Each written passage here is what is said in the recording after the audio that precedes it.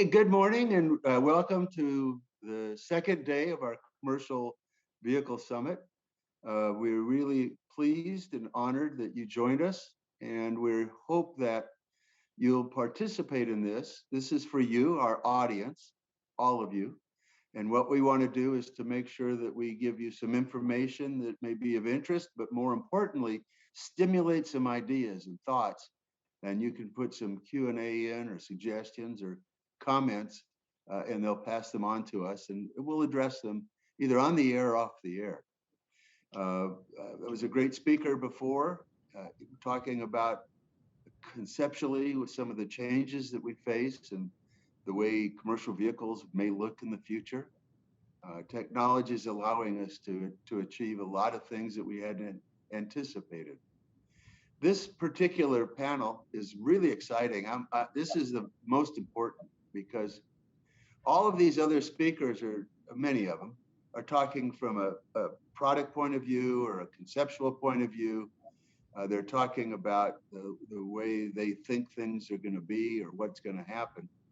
This panel is going to tell us what is happening now, and from a standpoint of the customer's voice, the marketplace, how they see it, and then the changing role, the evolution of the channel of distribution.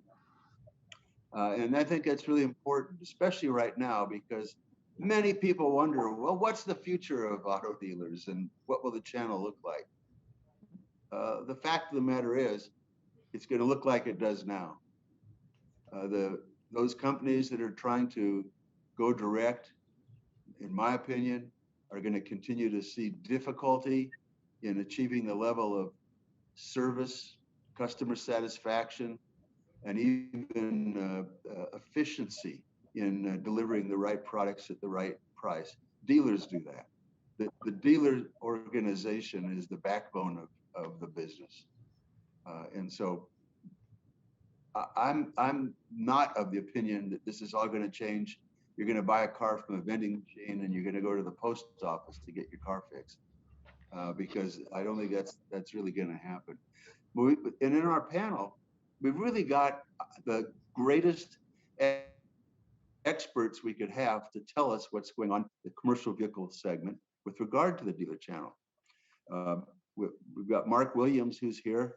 Mark is the Fleet and Commercial Director for the Hendrick City Chevrolet. Rick Hendrick is one of the largest Chevrolet dealers in the country. He's got like 100 dealerships in total.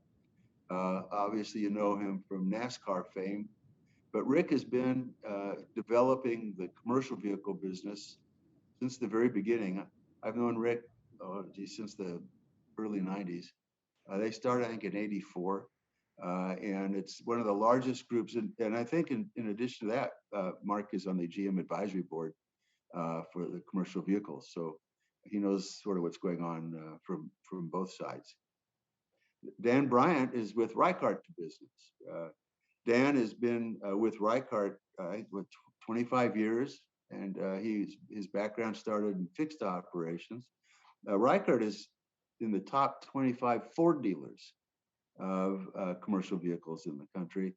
When I've known them for a long time, and at that time they were actually the largest Ford dealer back in about 15 years ago.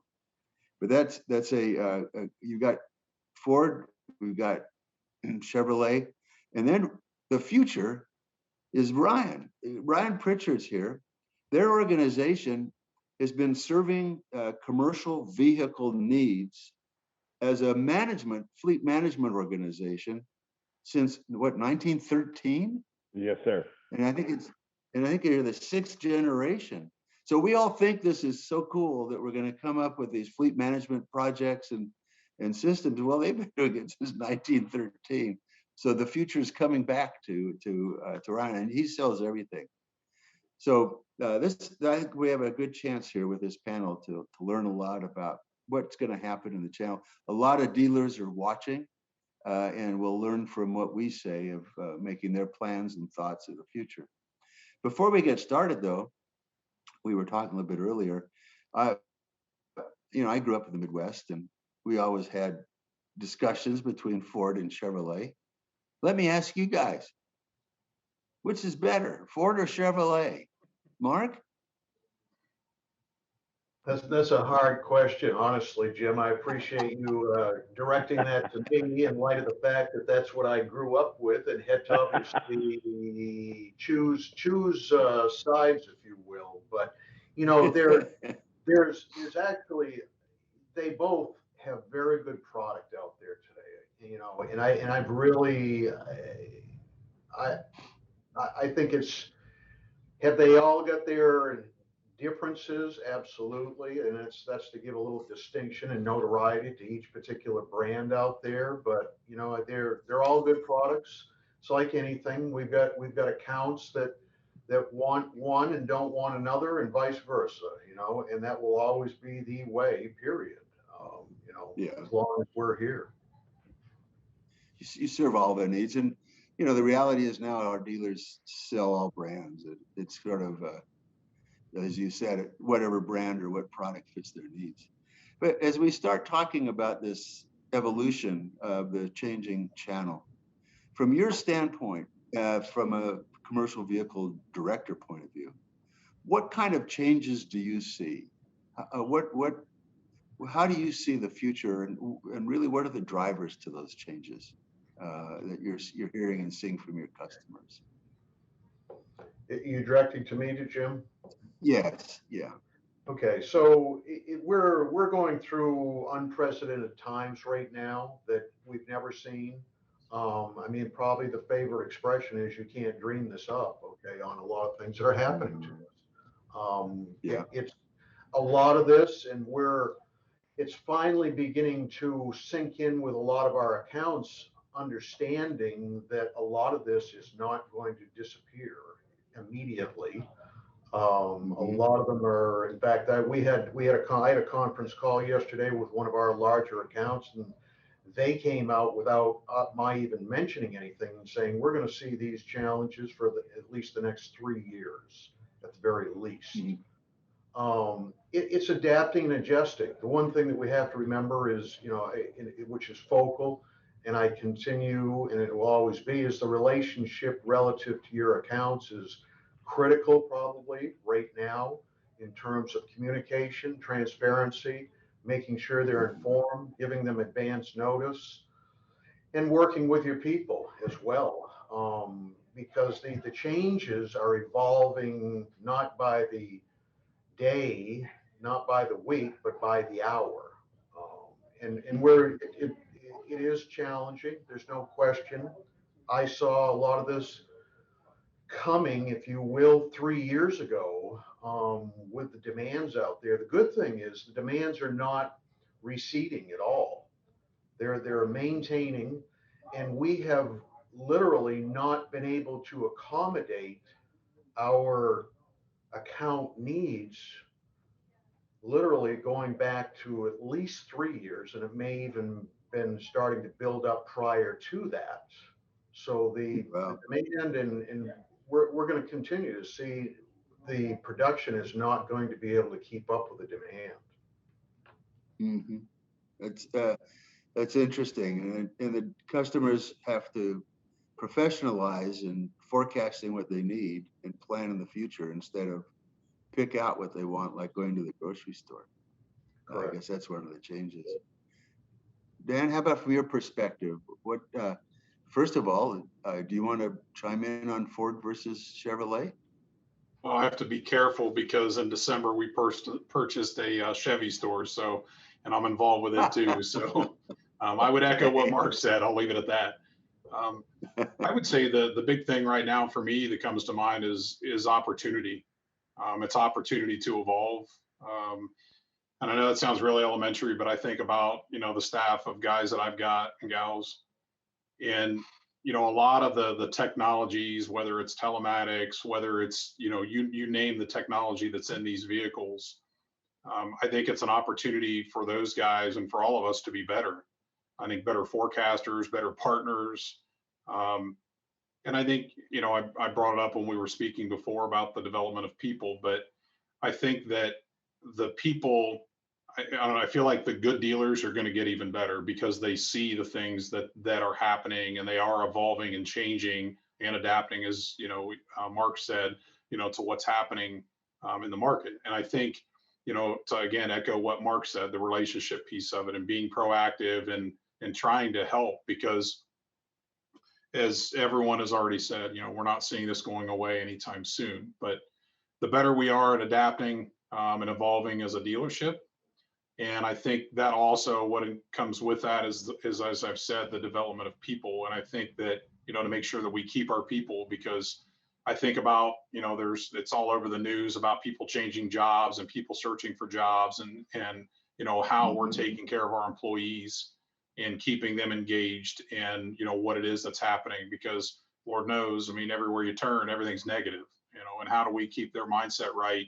To come in every day and be thinking proactively to try to maintain and even grow our business. Mm. That's true. And I guess also you see the digital piece of it growing as we all are. Does that change the kind of people that you need or have, or are you retraining people, or are you able to move into this more of a technologically based relationship with the customers? No, and I think that, or I guess to answer your question, I don't know if it's necessarily changing. I use the word evolve again. There's so many of the guys, and I look at the average age of what we have, and I mean this with all due respect, but they've been set in their ways for so long, and they've been really successful. And even the guy that has, our top sales guy, and just had a conversation yesterday after, sitting through the summit yesterday, and just reminding them all the things we've been talking about and everything that I've been saying, that they have to really be educated, and making sure that, they don't have to necessarily, be the total expert, but they better have a darn good idea about everything that's coming and what's out there. Because I think the thing, and it was brought up yesterday in one of the summits, the fleet manager's changing. And I think that, as that evolves, that, that's going to change. And I keep thinking about, I heard someone say, to not be pushed away from the table because you don't have options. So I think, teaching everyone everything right now is so critical to make sure that we can provide a full turnkey solution, to that end user. No, that's interesting. Well, Ryan, quick. Well, first of all, Ryan, you don't care. You're agnostic on Ford versus Chevrolet, I assume. Yeah, I'm agnostic, but I definitely lean blue. Medium duty is the way to go, and I know Ford is a market dominator. Ford's gonna win. GM's great though. I love Mari Barr. I love what Ed Pieper and those guys are doing, but I'm just telling you, I think Ford's gonna win. Sorry, guys. Well, I couldn't not see that logo behind you. So yeah, I'm a little figured biased. where you'd be going. Yeah, and speaking of that and change, on the other side, you've got an electric truck, a Rivian. Obviously, that may not be quite a commercial vehicle, but there are electric commercial vehicles, as we heard yesterday and have been seeing coming. How do you think the electric technology is going to affect your business as a dealer as an independent dealer that represents all brands and represents the customers? I've got a couple different ways to approach that question. So first, kind of building off what Dan was saying, and your prior question about the types of talent you're drawing, and the legacy employees that are set in their ways and are very successful. They have a different type of knowledge than this new group. And so our philosophy is we marry that mentor-mentee philosophy, where these guys can sort a status sheet with a VLOOKUP like that, saves these guys 10 plus hours a week. So then they teach them a little bit about the game. So marrying just two different types of people in a win-win situation has been incredible.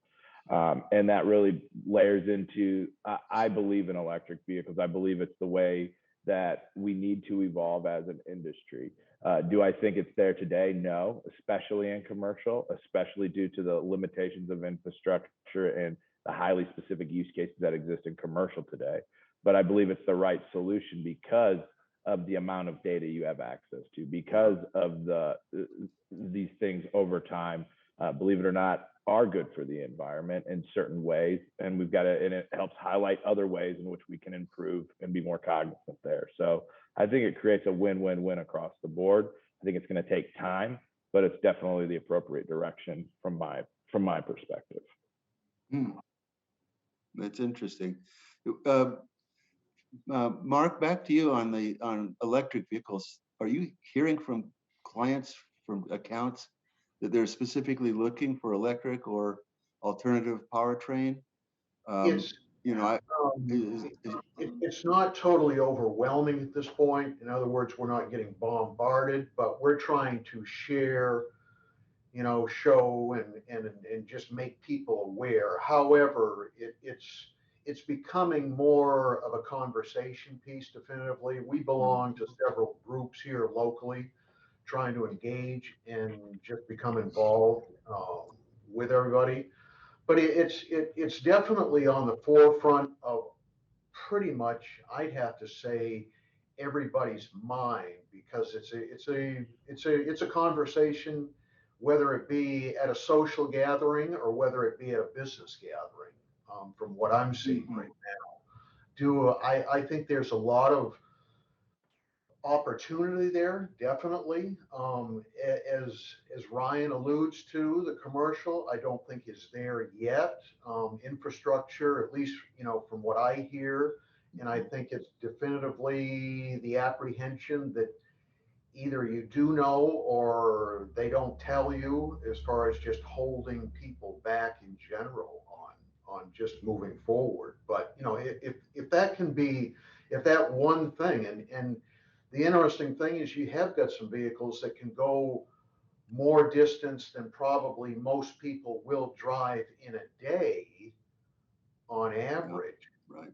But yet they're still reluctant, just not feeling comfortable seeing that gas station, every 500 yards that you go down the street. And it's just, it's reorientating is what it comes down to, honestly. Habits, without a doubt, no question, it just, but there's as Ryan alludes to, the information availability, technology, perfect, absolutely, no question.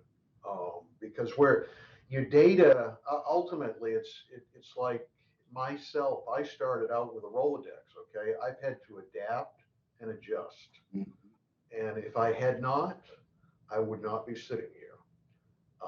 So that's key and element with all of us relative to just like what we're dealing with right now, Zoom. We didn't have this. Yes. If I can go back as little as 4 years, we did not have any of this that we were dealing with for the most part. Okay, well, we were lucky enough to have a voice speaker on our phone that we could speak to somebody, and that was about it. Yeah.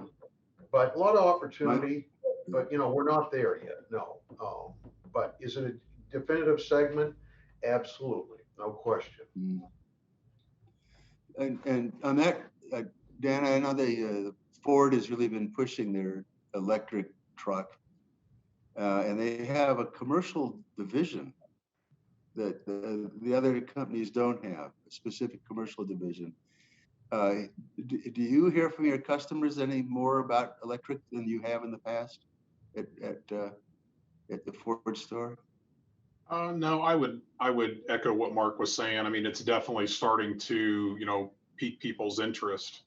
I think to me though, the people that it's starting to pique their interest, and I'm sure just like, when the mechanic's body came out and some of the other, commercial upfits, those things were new at one point as well.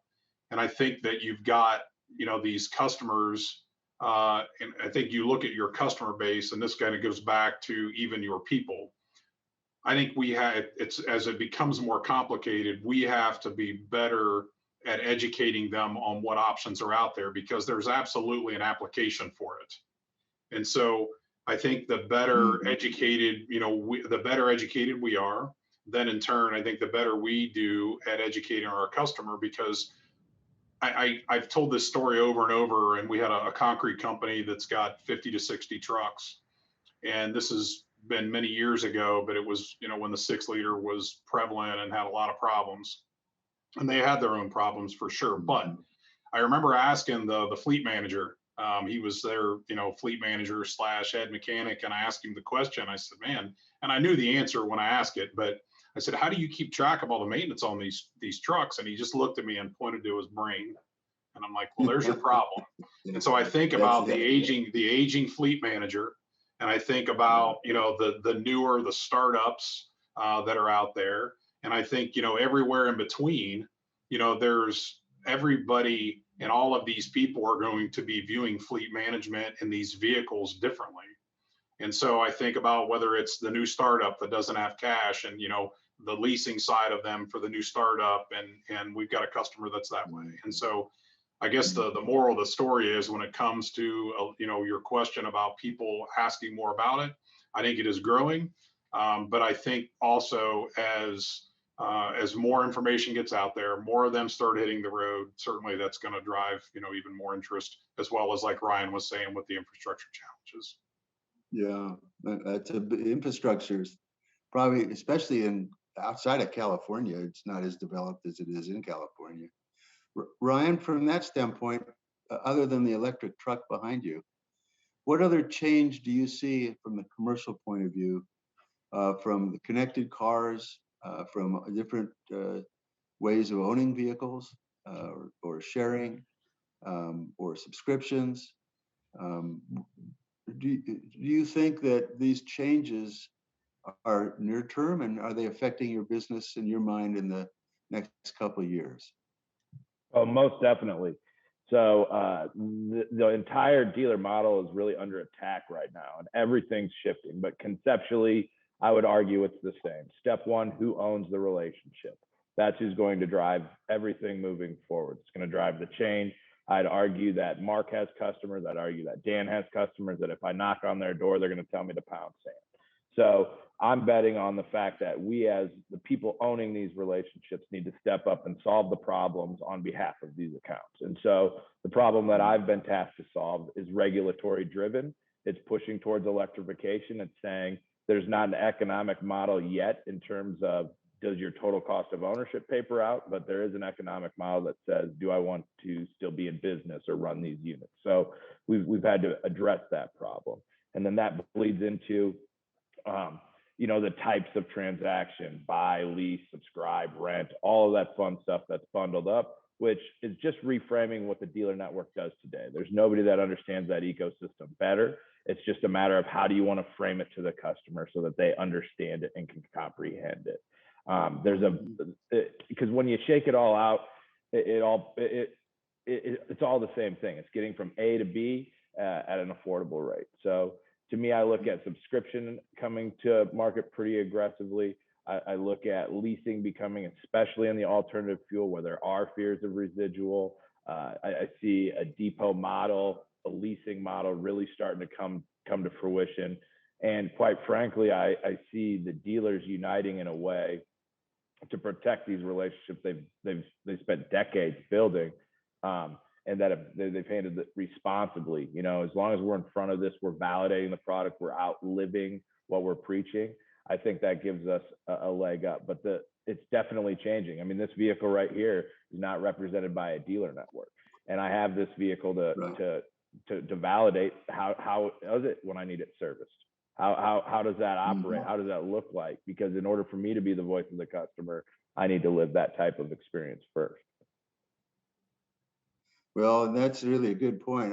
I'm convinced that as their volume grows and the number of clients increases, that's going to be a bigger issue. And at some point, that's what we all know: service makes the second sale, and so that very well could be a problem for them. So on that, Mark, coming back to you, given these changes. In all this, we talk about, do electric cars need as much maintenance? Are there the same number of options in buying them? Is it digital? What do you think your dealership will look like, and how will it be different in the next 5 years from what it is today? The appearance may be a little bit different, but I still go back to, and it's like, I'll echo what Ryan just stated, the relationship factor, and I call it a factor, okay, is definitively, it will not be ever anything other than the most important thing relative to our segment, the commercial segment of the business. Now, it's a definitive part, as long as I've done this, that dictates a lot of your either moving forward or moving backward with your accounts, and either gaining. I mean, we attribute to our relationships, just like that we have with accounts. We attribute them to adding accounts to our growth as well through their relationship. They are probably, without question, our best forms of merchandisers, referrals, endorsements that you can think of. And beyond all the technology that we use for advertising today, they still remain in my book, okay, as my best source of either driving business to me or driving business away from me, one or the other. But no, we're right now, and again, point that Ryan made, with accounts, we've had technology. We've grown into technology is evolving daily right now. We're going to have some accounts that may not initially want to go to EV, but by sharing and showing and making sure they understand, and if they're adapting and adjusting to everything else that we're dealing with in the environment today, it might be more than we realize would be open to considering an EV vehicle. As the times change. Yep. Dan, from your standpoint, what will your dealership look like, or will a dealership look like in 5 years, given these changes? And as Mark just said, and Ryan, technology will be useful for the relationship, most useful to retain and improve and strengthen the relationship. But what will a dealership look like? Will you have inventory? What will you have, service business, or are you just doing windshield wipers? What is your view? I would agree with both what Ryan and Mark said, going back to the relationship piece. But I think the one thing that it seems like, at least in our market, a lot of people aren't adopting is mobile. And I think I feel like I have a little bit different perspective on mobile. We have 3 guys, 3 trucks. We have 2 more vans. Actually, they're going to be arriving in June. But I look at that as part of our partnership. We're making money with it. But to me, especially when, inventory is a challenge as it is, and it's going to be, I think making sure those vehicles are on the road. And I think we're going to have to look at it differently and change. And I got an example from yesterday. I've got a customer that's got a bucket truck. It's one of his foremen. He doesn't have another bucket truck. He needs that truck on the road, and it had a problem. And they were just they have some in-house mechanics, but we actually had my lead mobile guy go down and help them get this truck fixed and back on the road. And so I think, that guy is so sold on what it is that we do and how we service and take care of him. I think those are the kinds of things that I think continue to strengthen the relationship, that Ryan and Mark already talked about. But I think I think the structure of it is certainly going to be very similar. I think making sure that we can offer, the full gamut of options, whether it's the leasing, everything Ryan was talking about. But I think the big thing for us is going to be the service piece of it. Because again, as there's fewer vehicles available, when, we're fortunate that we're in a market that, Columbus is growing like crazy right now. And so, as more businesses move in, and more businesses need vehicles. And some of these vehicles, they're keeping them longer and they're going to start breaking down more.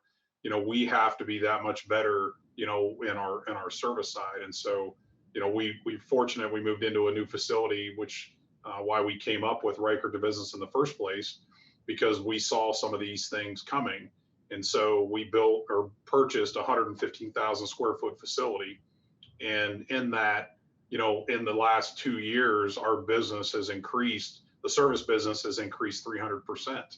And so I don't see that slowing down because of the needs of the customer. So from an involvement standpoint, I think, yes, all the technology, all those things are going to be really important, but I want to make sure that I'm keeping that customer under our umbrella so they don't even consider anyone else. And I think that, I've got a friend of mine that is a seed distributor, and I keep thinking about a phrase or what he told me.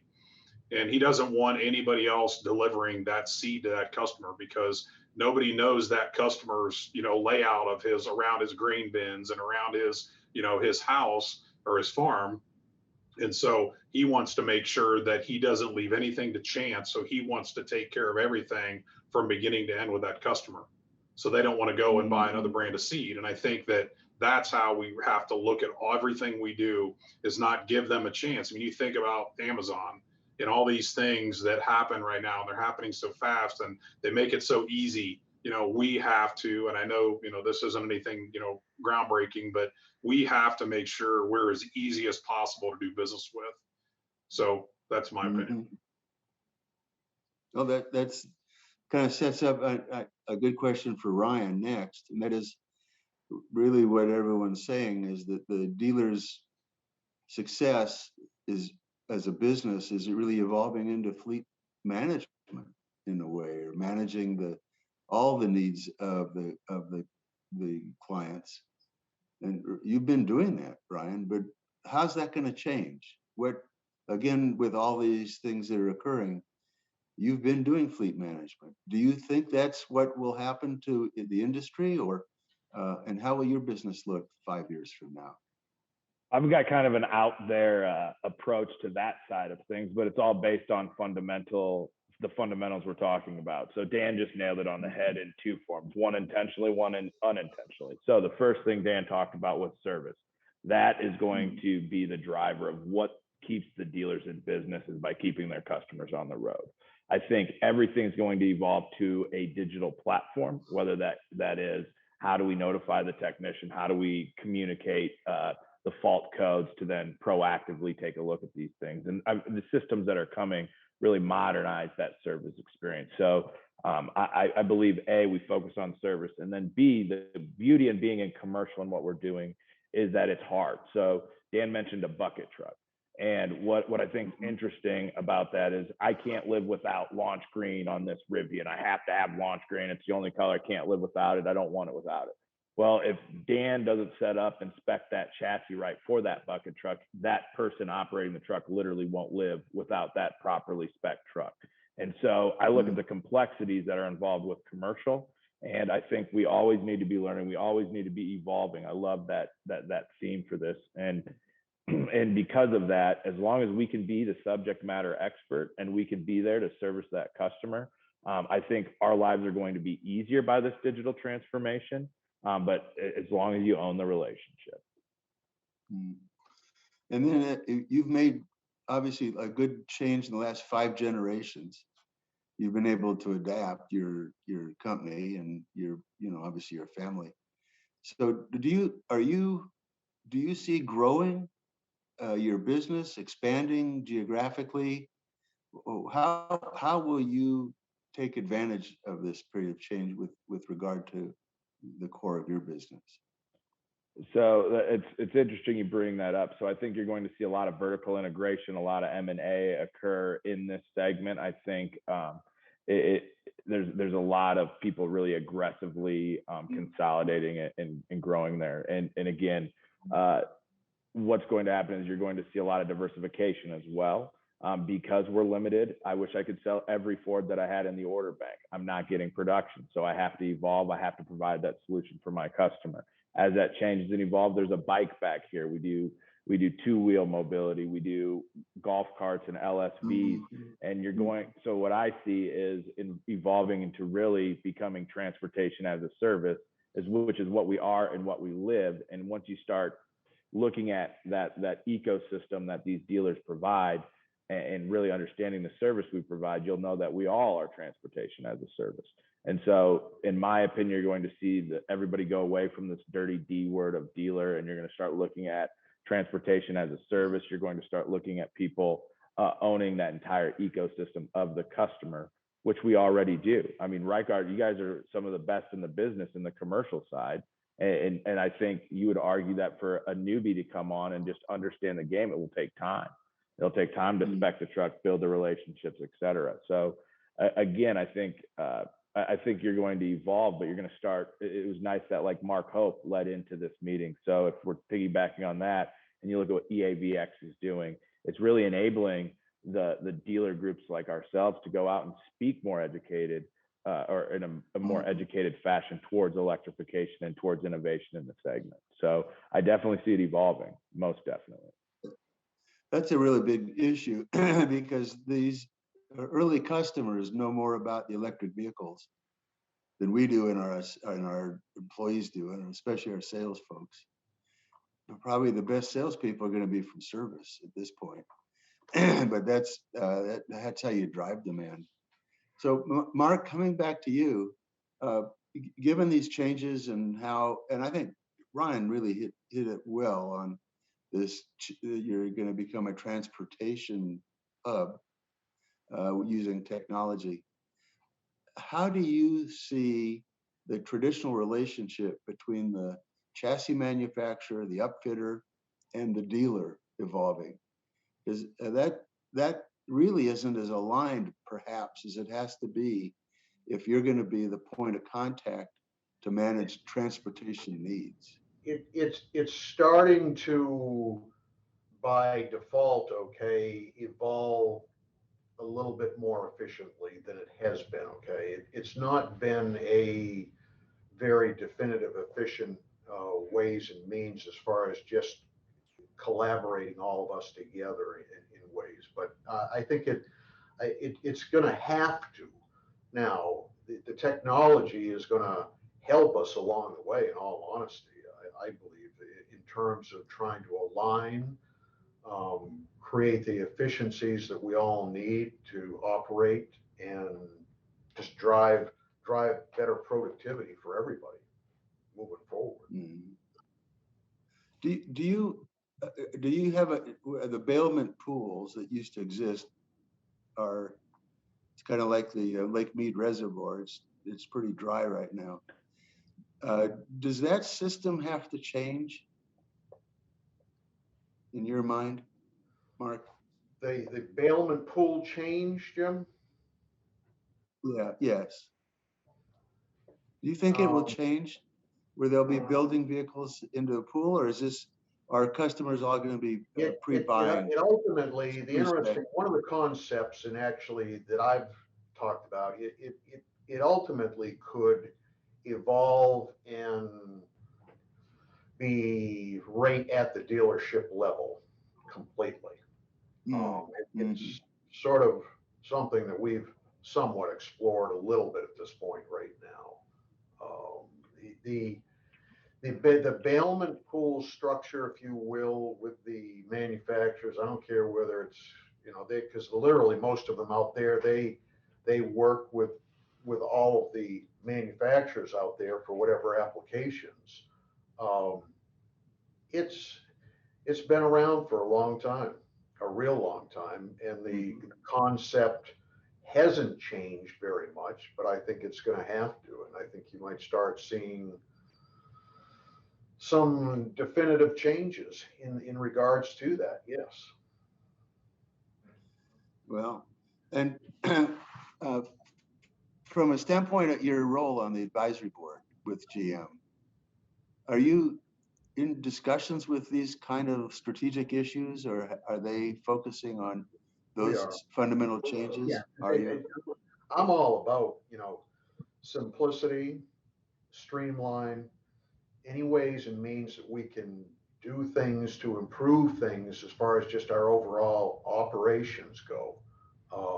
And what we want to do is be able to, and again, going back to what Ryan alluded to, in reality, okay, yeah, we want to have the image and identity, okay, of being a transportation source, which can vary by each respective client out there and what their needs are and what they want to accommodate. Because each business that you deal with out there, they all have their own respective hot buttons and what they're trying to accomplish. It's not just about them making money. They've got goals, means, objectives that they're trying to accomplish, either in a 2-year plan, 5-year plan, whatever it may be. And we've got to be on the same page in terms of trying to help them drive that and get, if we can help them and they see us as a support that helps them grow their business, then we're there. Uh-huh. So, Dan, how about from your perspective? How do you see the relationship changing between the OEM, yourself in the middle, and the upfitters or other providers of service for commercial vehicles? Do you think that system has to change, or is it working pretty well now? I don't know if it necessarily, well, it does have to change, but the bailment pools, and I don't know, how that started in the beginning, but clearly there was a need. And so, these bailment pools were created to, be able to do the upfits and so on. But I think the biggest challenge is, and it's really going to be up to those, the upfitters where we're drop shipping things to, that they have to evolve. And what my experience has been, at least in our market, is those guys have to evolve, because I can't tell you, and I don't mean any disrespect to any of them, but the majority are not evolving. They are not, I can't tell you how many conversations I have with these companies and asking them, what are they doing to figure out how to hire and train more people? And so I think this goes to fleet management. I think this is across the board. I think whether it's our partners, whether it's the upfitters, we have to, as more people, I believe more people are retiring than more people that are born. Everybody needs people. And so I think we have to make sure that we're helping them, and whether it's, taking our platform, sharing with them, in collaboration to help, get more of their people trained, because at the end of the day, it's costing us money, those vehicles sitting there. Yeah. And so the longer it takes for them to get upfitted because they don't have people, that doesn't help my partner. And so, we have to be working, and it was brought up, there was an example yesterday in building a semi-trailer, and I thought that was a really good example about how we have to be working together with them. And fortunately, there's some, we're in a market that has some really good, companies that we do business with, and they're open. But I feel like, and again, I don't mean any disrespect, I feel like they're 10 years behind. So we have to help them evolve, or something, yes, is going to change. Yeah, because you need to maintain the quality, the efficiency for your customers, and timeliness. And we got to take cost and weight out of the whole vehicle. You can't just take it out of one piece of it. Ryan, from your perspective, the system between OEM, the dealers, and the upfitters, how will that evolve? What will that look like?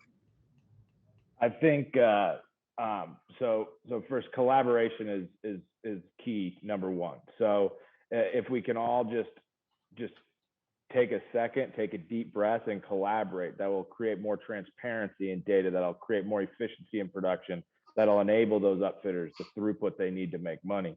We all have to understand it's a symbiotic relationship, and I believe that it's going to evolve over time, because I don't think a lot of these guys know where to start. So I think what you're going to see, I think everybody has the intention and wants to move ahead, but it's such a complex ecosystem that we're trying to manage. It's going to take collaboration and buy-in from the progressive upfitters that are out there. It's going to take buy-in and trust from the OEMs to understand that upfitters serve a critical role in this process, and we need to support these upfitters. We need to bridge the gap, and then we need to leverage that distribution channel, whether it's a distributor, a dealer, whomever, FMC, whoever that may be. We need to hold everybody accountable. and make sure that throughout that process, it's transparent communication, good or bad, because as we move these production schedules, it has significant impact to, like Dan said, the people trying to make the money, the people trying to get the throughput, all of the above. And so I think once we take a more collaborative approach and we start really pulling all of this data together and communicating with one another more efficiently, I think you're going to see some insane momentum and synergy start to develop. And that's really what our industry needs. Well, those are the changes, but the dealers are in the center of that, and really have to work with both and you're on a GM advisory board, I believe, as well. We have team members. So we came on, helped GM on the medium duty launch. We met there in Detroit with some of their team members, and then my sister's the first female on the Ford Commercial Advisory Board, and we also sit on the FCA or Stellantis advisory board as well. So we've got strong transparency across, and because we're agnostic, we kind of get this holistic view of what we're doing. And the key just is collaboration. The key is marrying the parties, communicating efficiently, and going to market as a unified group. Again, led by who's going to service the vehicle, and that's the dealer group. That's the people in market. Yeah. So we've got a question here, and it's kind of interest. Shifting gears a little bit, and maybe Mark, back to you. Changes occurring long term. We don't know, electric cars and all these big trends. We've also seen some short-term trends, some short-term changes that are occurring right now, impacting our business yesterday. Interest rates, the inflation, diesel fuel $6 a gallon now. All of the projections on the economy, shortages of production, the supply system breakdowns.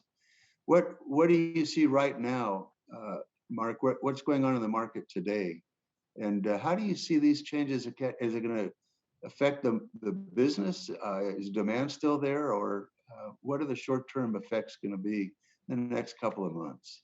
Well, I think those that have embraced, at least watching, living with daily, and obviously realizing that nothing is going to evaporate and go away immediately, and have understood that you've got to just deal with it, so to speak, and move forward. Communication is key.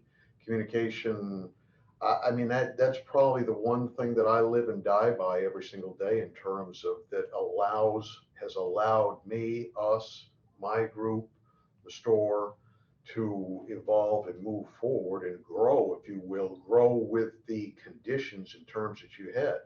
Opportunity is great.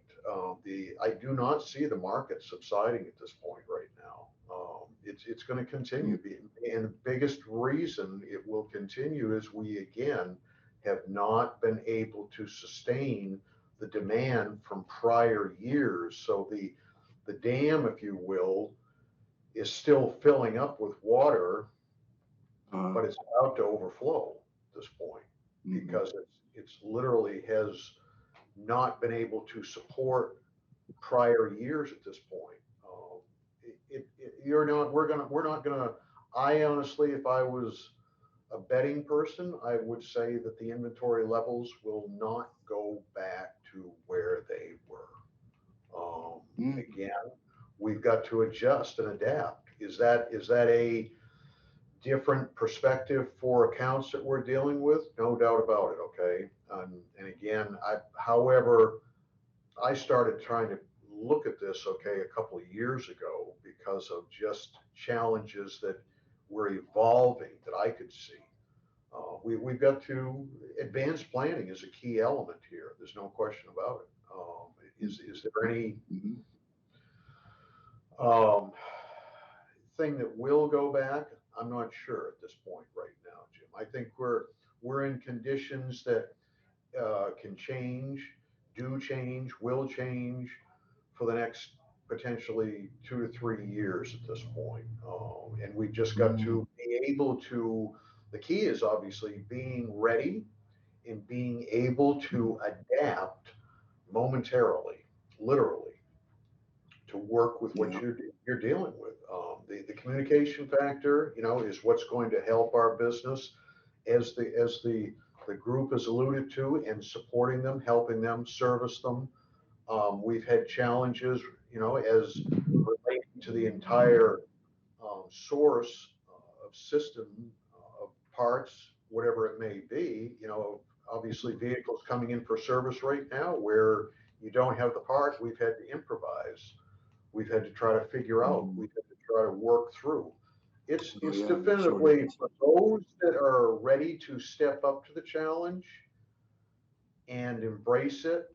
Does it involve a little bit more hard work and true grit? No question about it right now. Mhm. Definitely. Mhm.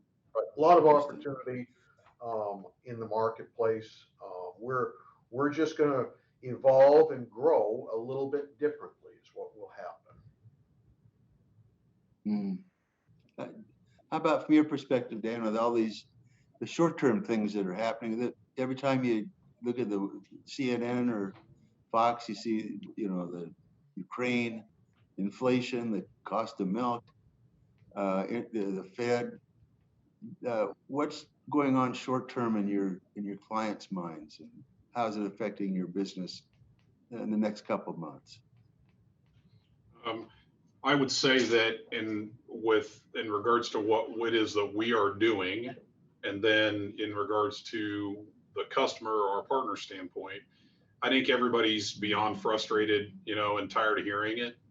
And I'm going to say it again, we're fortunate in the market that we're in with the growth around in our market in general.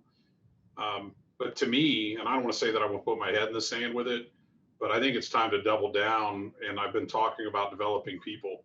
We develop our people, we're growing, our foot's on the gas, and we're focused on how we can. I know the theme of this has been evolve, and it sounds like a broken record, but it's like we need to keep evolving. Yeah, we're paying attention to what's going on out there and trying to figure out other solutions to be able to be a better partner with our partner. But it's about developing people right now to me. Also with your fixed operations background, do you really think electric cars are going to cut into the revenue in the service departments versus an IC? Or is there I don't know, there's different forecasts. It's got 30% of the service business required, or 60% of it will not be necessary. What is your view of that from a fixed point of view on the amount of revenue you're generating from service?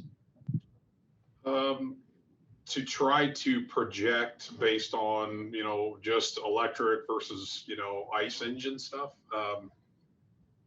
I don't know, and I don't want to sound political. We'll see what happens with our administration. I mean, I feel like that's going to be, a huge driver, of what's happening. But I really don't feel like it's going to be, I've got 19 diesel guys, and we've got another 15 apprentices that are training to be diesel guys. So I guess that ought to say something. Well, I think you're right. There's a couple 100 million vehicles on the road that are all ICE, and they're not going to disappear tomorrow. It'll be interesting to see, but over the long term, service may become more like airplanes, where it's based on a preset maintenance. You replace parts before they wear out, and you're going to get telematics, and that probably means more managing the fleet as opposed to fixing repairs. But the needs are going to be different in service, but I think the opportunities are going to grow. Bryan, how about your perspective? What are you seeing short term in terms of demand and the effect of this shortage? As everyone said, it's probably going to continue. Are you seeing anything in the market today from customers? Is there any reduction in demand, or concern about pricing or interest rates, those that are financing? Yeah, so I think to touch on that point, I think unfortunately we're now to a point where people are just having to pay to get the product to keep their businesses open. And so unfortunately, I believe the consumer we're dealing with mission critical vehicles for our goods and services. And so I think a lot of these goods and services are going to get, and these costs are going to get passed along to the consumer one way or another. And it's the guys that are stepping up and saying, hey, I don't have a choice. I have 100 vehicles on order that need to cycle out. I have to find a way to get those 100 vehicles just to keep these goods flowing. So I would argue that if you take this kind of naive, optimistic approach where if we drive value, drive total cost of savings, it can make an impact just outside the company that you're dealing with. So we do our best to stay in front of it while understanding we're in this kind of catch-22 where do you want to run your routes? Do you want to have the vehicle to run your routes? Do you want to fix, the down wires? Do you want to get the tow truck, pull your car off the road? So people are just going to have to, I think the people and the consumers are going to bear a lot of the brunt of these increasing costs. And so that's kind of to answer the first part of why it's important to take a responsible approach to transportation. It's more critical now than ever. Help that product planning so we don't have to pay some of these exorbitant on the ground type prices. And then looking at the maintenance piece, it really comes down to evolving. I think the good news is in this generation, meaning the next 10, 20 years, those 19 diesel techs are going to be highly valuable and absolutely critical. But at some point, there's going to be an inflection point where it's like me investing in techs to fix all my record players. There may be a wave that makes diesel cool again, but at the same time, I do believe electrification is coming. I do believe that the maintenance process is much different. It's much more simple product. The shift is going to be towards batteries and technology and different types of talent. But if dealers are taking the approach that, it's not happening tomorrow, but if you're not layering in this into your model and evolving and layering in other revenue sources, I think they're going to be unpleasantly surprised when it all papers out. I think you're right. It's really interesting because the electric companies, utilities are now getting into the business, and they're going to start becoming independent dealers. It's weird. It's their new. It's your new upfitter, Jim. Yeah, it's your new upfitter. That's exactly right. So it's going to really be hard. Yeah, I always remember. I don't remember the exact date, but the saying was that in the 20s they talked about disbanding the patent office, because somebody decided all the patents that were really going to be created have already been created. We can't imagine the types of businesses that we're going to have in the future. One company that I work with, a Korean company, they're talking about their dealer body getting into aerial transportation needs and the transport, the servicing and selling these UAVs that are going to be flying around and taking people and packages. And they're also, for electric cars, they're going to get into not only into building homes, but electrified homes and selling the solar panels the way Tesla is. The data, the relationships, all of that's going to be centered in the dealers that really want to take this on. So it's a really wonderful time to be in the business. But I thank all of you for taking your time to be here. It's obvious from what you've done and how we've had this conversation why you're the best of the best in your field, and you're going to be helping forge the future. And I think you've helped the organization as well, of the people that are watching in the audience.